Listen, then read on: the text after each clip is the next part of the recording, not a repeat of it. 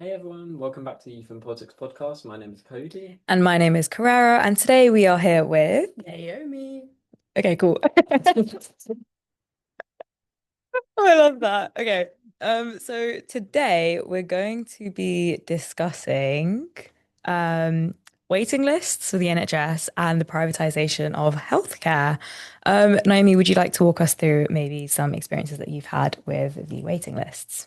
Um, well, a lot of what I talk about is what my sister's gone through because although I am on the waiting list, I've had some appointments, whereas my sister, so obviously there's a whole thing around, oh, what do we count as youth? What do we count as adults?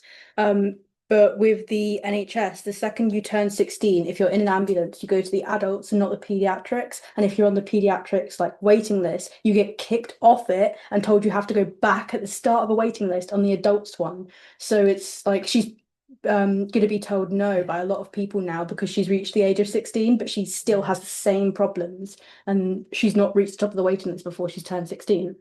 Oh my gosh, that's a struggle, I think. And Like, it's not like, oh, you're back where you were in the waiting list, but on the adult one, you're back at the beginning. yeah. Yeah, I know a few people that have gone through that like experience, and I do think like, especially for the NHS in England, it something needs to be looked at about that. But I think a lot of people are saying that the NHS obviously isn't working for what it used to Yeah. be. Yeah, no, I think definitely, especially after COVID, I feel like there's been such a shift in what people expect from the NHS. Obviously, it was such a tough time during COVID, and we all Mm. did things to celebrate the NHS. But I do think that, yeah, exactly. Let's give a little round of applause there. Clapping at 8 p.m. Um, exactly. I think that was really amazing. I think, but like you have said, there are definitely some things about the NHS now that perhaps could improve. I Mm. think a lot more people are starting to pick up on that and actually want change because a part of Labour's manifesto was also to improve I the have it down. NHS. Yeah, there you go. Pull it out. Um, They had like, if I can find it, it's Here, there. yeah, Yeah, exactly. Um, I think that's definitely. I think as well like with the National Health Services when it was first brought about by obviously the Labour government. I don't remember the Prime Minister at the time. But when the NHS was created, it was actually originally for like serious issues. Mm, It was like for things that you genuinely like if you broke something or if you've got an illness or something like that. Nowadays the NHS is really misused for where it actually was created for. For example, like coughs, colds and stuff, that was all meant for your local GP service.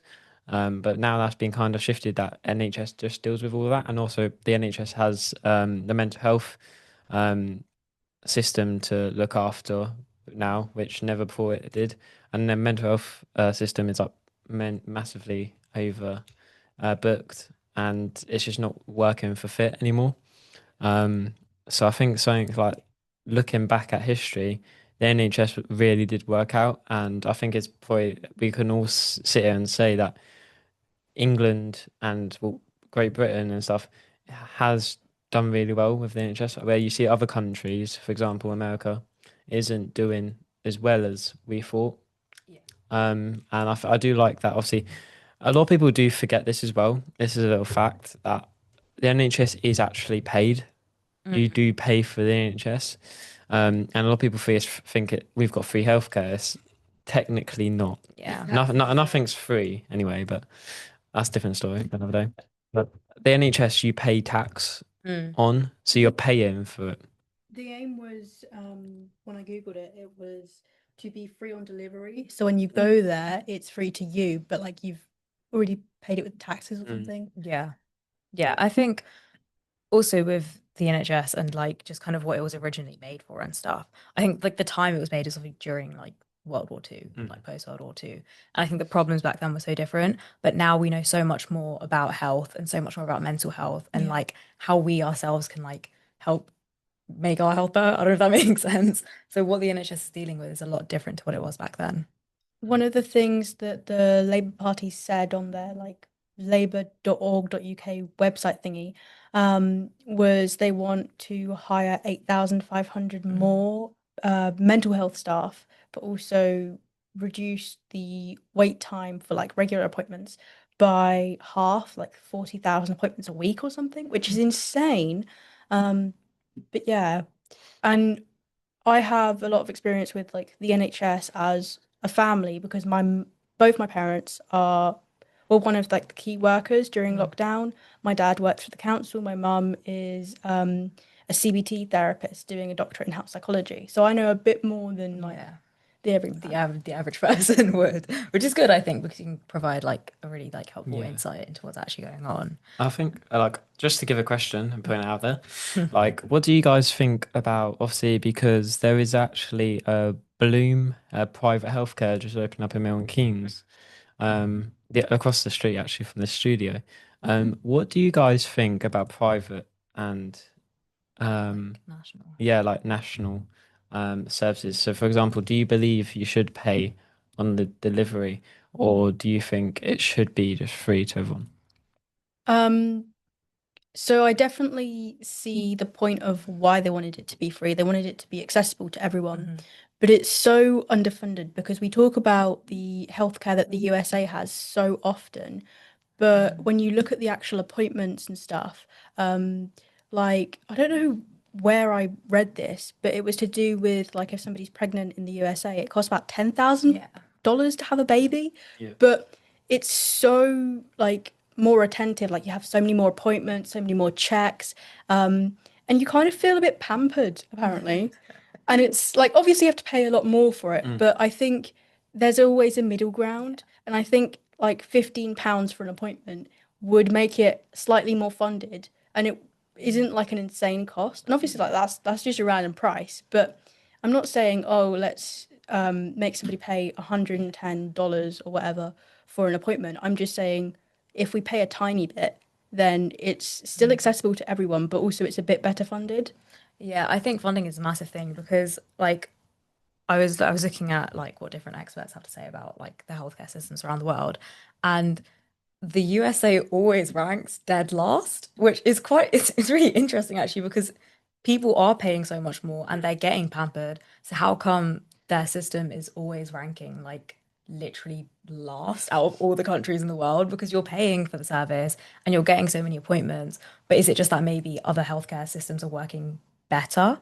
Like, is that like maybe a point of comparison? Like maybe it being nationalized is actually probably is it working better? Because I, obviously UK's clearly ranked above USA in that.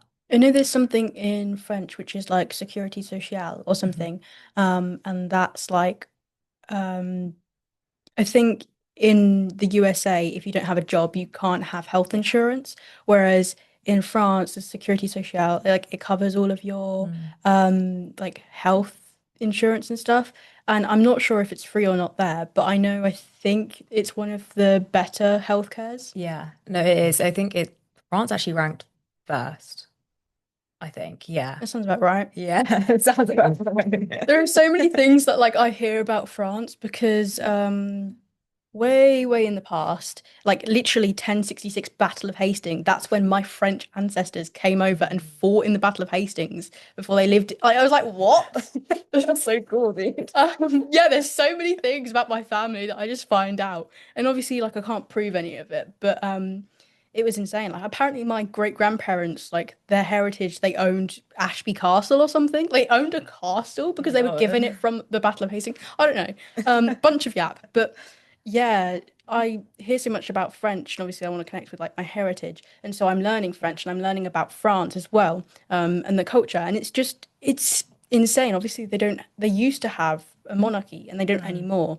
Um, but there's just like my sister, she wants to move to France because like there's so many good things there. And obviously I don't know like specific details, but it's apparently really good. Yeah, it is like I also don't know that many specific details about France, but the healthcare system's clearly working. People are still getting everything they need. But I feel like maybe like in this economy in England, maybe like privatizing healthcare wouldn't be ideal potentially because I'm just thinking about it and I'm like, Especially with the cost of living yeah, crisis. exactly. Like But like everything's so expensive. even if it was just £15, and obviously it changes for people, like it doesn't have to be, oh, it's for everyone Yeah. £15. It can be if you can afford more, please donate more, but this is a standard price. Or it could be like You know how we do fundraisers for charities? We could do that for the NHS to raise money. Sorry, just coming up with random Solutions. Yeah, random solutions. Come on, guys, we got to cure this thing. But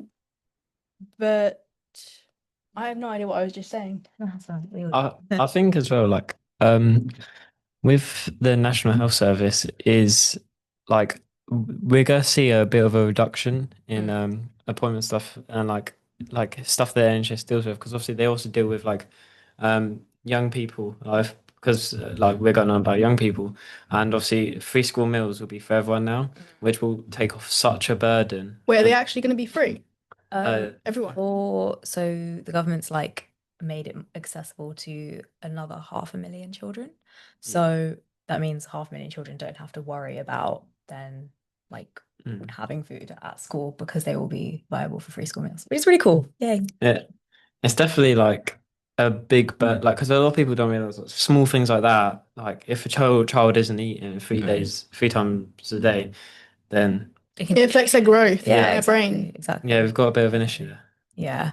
I think I don't know. I feel like it's always a weird, like, this is always a weird, like, topic, I think, because it's like there's benefits for both and there's cons for both. I think private healthcare and national healthcare, like, they can both be beneficial in their own ways. I think it depends on the economy, how people in the country feel and what people actually want.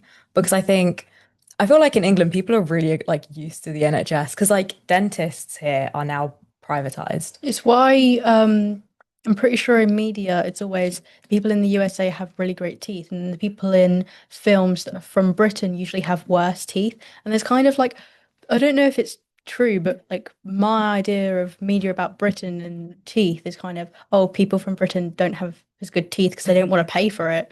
Yeah. No, that's probably a viable reason actually, because now like even just to get like to go to the dentist and get something done, you do have to pay for it yourself because it's no longer a part of And But US provided. citizens are used to paying for healthcare. do you think that works better than it used to? I don't know if anyone experienced it under NHS. I don't know. I don't remember. I used to live in India, so I used to just everything that's like it's different to what it's like. Is the healthcare there good? Yeah, if we're gonna. It's good. Like it is good. Like the systems are good, the hospitals are good, everything's I good. think India's known for like having doctors. Yeah, like it's a good place for healthcare. I think the only like struggle would be like ambulances because there's so much traffic in India. So like getting It's kind of like in London, you can't really get anywhere. exactly. It just takes a really long time to get there, but when you are there, like you have good support.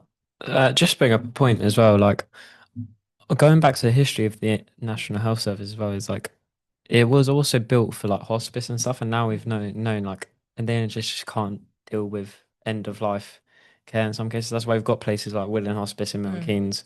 There's a new like I want to say old person's home, but I think that was really rude. There's new care because there's a new care home Yeah. that's opening, I think on the 2nd of September, and one of my family friends, she's gonna go and live there. She's the first person who's going there. But yeah, she's got like a brain bleed that they can't cure, so she's just going there for end of life care. But yeah. No, I think like hospice is like, and we see that with like charities and that having to take on this stuff, which obviously it needs to be done anyway. But then, like, I think that sends big signals that our health service can't even like do that anymore, which obviously isn't their fault. But like the appointments and also missed appointments, that is another big thing. I was talking to a doctor about actually, where the doctor said if you miss an appointment, then that's it. You've just basically wasted that time. Nothing actually happens. You can't charge them. You can't do anything. So you've wasted that time when someone else could have been seen. And appointments that wise is so much more harder to get any like actual date that works for some people.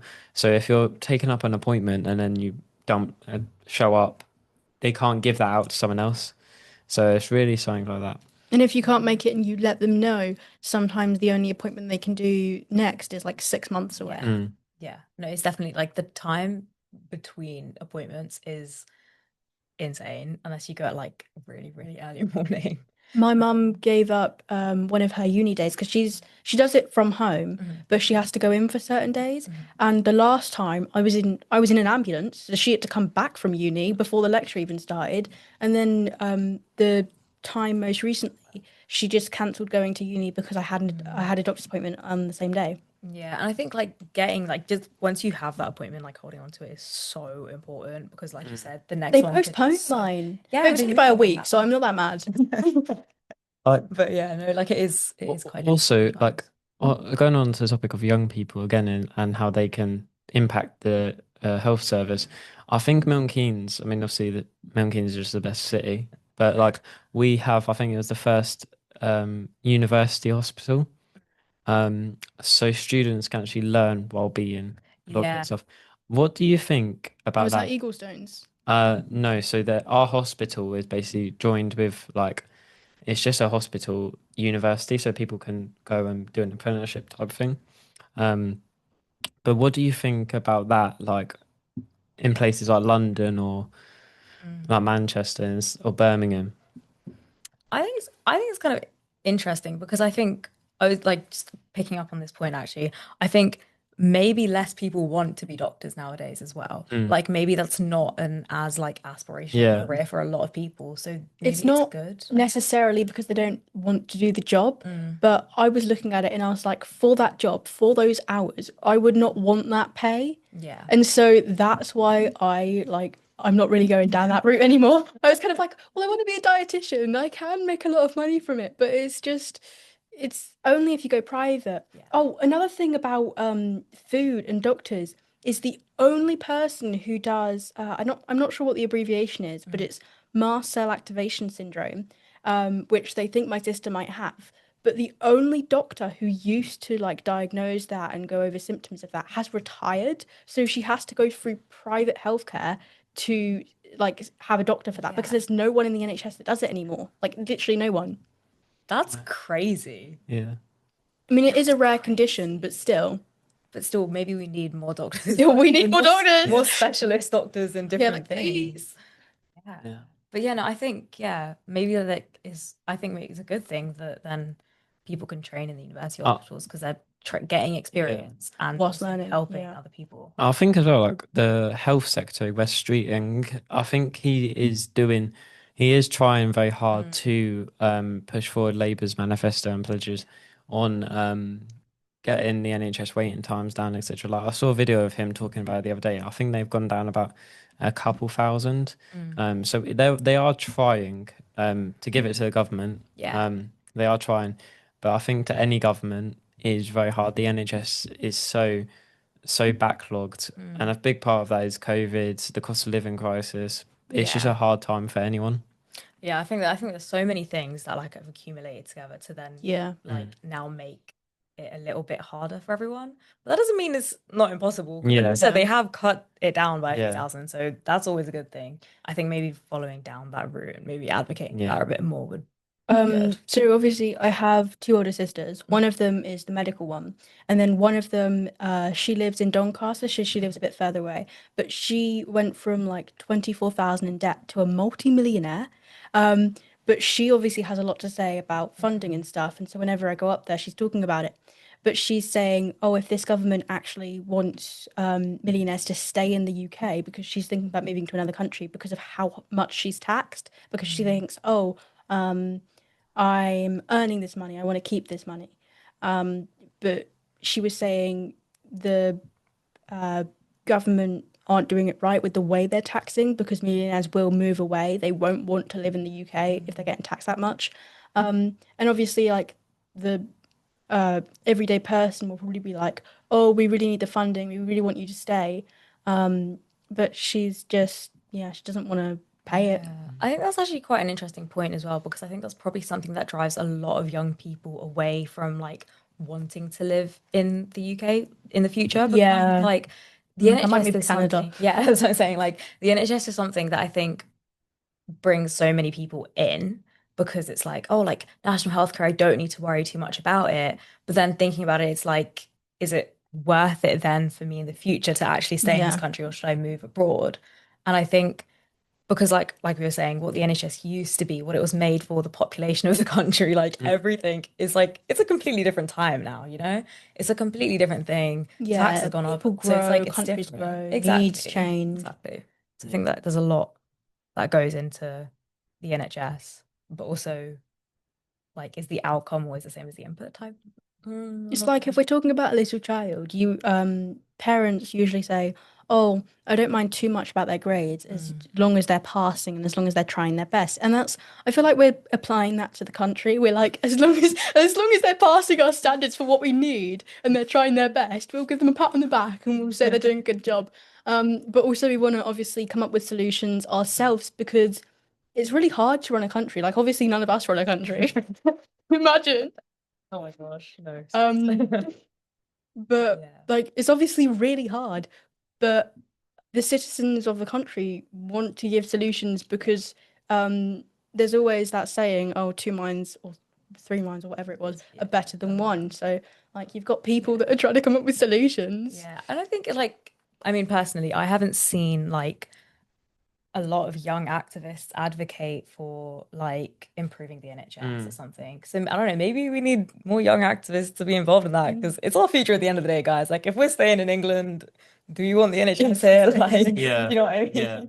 So it's like maybe we get some more young people to advocate for this and maybe reach out to the government and stuff because it's really important. A really good point that my sister, who was talking about the funding, said is um I'm not going to share like her opinion Yeah, of on, course. for example, Donald Trump, but she was saying he's a really good businessman because he knows like finances. And obviously, I'm not saying we need him, but I'm okay. But I'm just saying that we need somebody who's really good with finances. I'm not sure if we have somebody like that, but we need obviously a leader, but as well as somebody who also has studied um I don't know, politics, but also Yeah. business and stuff, because a country can be similar to a business. You need to keep track of your exports and your imports and what money you have and what things you need to fund with that money.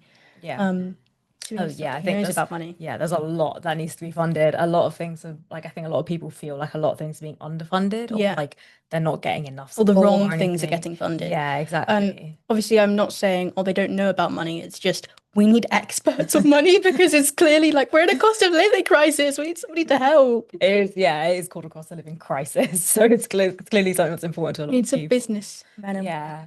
Um, but yeah, like that I think there's so much to consider with the NHS, I think. Yeah. But and obviously privatization is a whole nother thing. yeah. But obviously I think like if I had the money, if I was my sister, I would definitely go for private healthcare because I want to feel pampered. I want all the like I want it not rushed because that's another thing with the NHS. Like your appointments are usually quite rushed. They're like, oh, quick and snappy, we have to get you out of here. We have to do more appointments. And obviously that's fine. But if I had the money, I would 100%. I'm going for the pampered way. Okay, you answer my. I was going to ask as a final question. Would Oh. you go private? Yeah. If I had the money, I'm going private for Well, everything. Carrera, would you go private? Yeah, I don't know. Oh, it depends Like, for I different think- things as well. Yeah. Like Depends on- within healthcare, like I mean, I would move to the US and like get pampered there. yeah, for the health I would move to France for the Yeah, I was healthcare. gonna say, France. if I'm in France and if it's private, yeah, I'll do it. Yeah. Because their healthcare's really good. I mean, if I spoke French, because I Yeah. can't tell them my problems about like my body if I don't know the medical words. Yeah. Yeah. Cody, how about you? Oh, private. Private. Yeah. Great, no hesitation. No, I thought about it quite well. NHS became similar to private. Because I think before we end, I think on the last point is I think if you go private, then if you've got money and you want to do it, then I think it's your money. it. It's your money. You're Yeah. decreasing from the NHS. Yeah. So you're giving enough people the chance, but And more people the chance of having appointments themselves. Sorry, I almost dropped. Shake Okay. it. Yeah. But yeah, cool. Yeah. Thank you so much for being here today, Naomi. Thank you. Really appreciate it. Loved it. Yeah, see you next time. Bye.